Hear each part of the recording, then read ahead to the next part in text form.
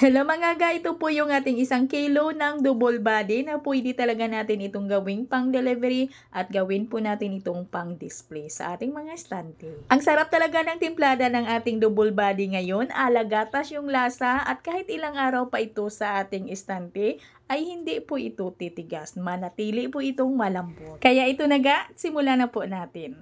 So dito sa ating mixture, kailangan natin ng 3 cups ng light brown sugar at half teaspoon ng food color na egg yellow. At 3/4 cup ng margarine. At yung ating margarine ay durugin lang po natin dito sa ating asukal. Bali haluin lang po natin ito or i-mix lang po natin. Dito pwede po ninyong diskartihan yung ating mixture. Pwede na plain na lang na hindi na po tayo maglalagay ng kulay. At pwede din gawin po natin itong ube. At dito maglagay lang po tayo ng 2 piraso na large na itlog. At 2 teaspoon ng iodized salt. 1 tablespoon vanilla extract at 1/3 cup powdered milk. And then haluin lang muna natin.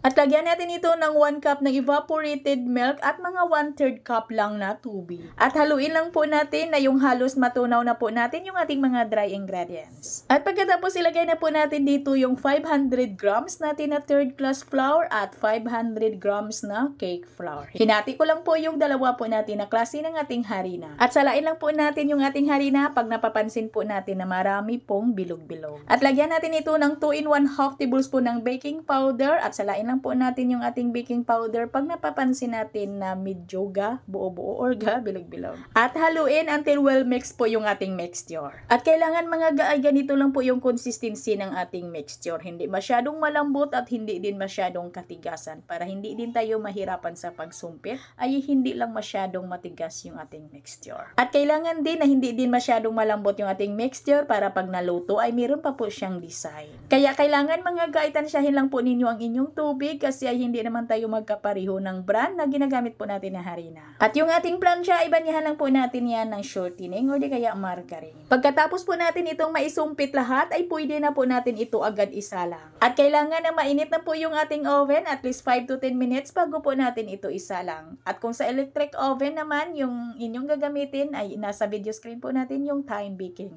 At ganun lang din po sa ating gas oven. At sa sumpit po natin dito mga depende na ho yan sa inyo kung ano kalaki yung gusto po ninyo na sumpit dito. At para madali lang po, ito lang po yung gagawin po nating palaman para pangdikit po natin. Gagamit na po ako dito ng mga 3/4 cup ng ating margarine pero medyo marami na po ito. Hindi na po ito maubo sa 1 kilo po natin na double body. At naglagay lang po ako dito ng mga 1/3 cup ng condensed milk and then mix lang po natin dito sa ating hand mixer. At madali lang po ito mga pagdikitin lang po natin ito, gamit po yung ating ginawa nating palaman. At ang 5 piso po yung bintahan ko dito mga Siyempre, may pagka-semi-special po yung timplada natin dito. At ang sarap po talaga nito. At sa 5 piso mo ay worth it naman mga kasi ang sarap po ng ating double body. At hanggang dito lang po yung ating video. Maraming salamat at bye-bye.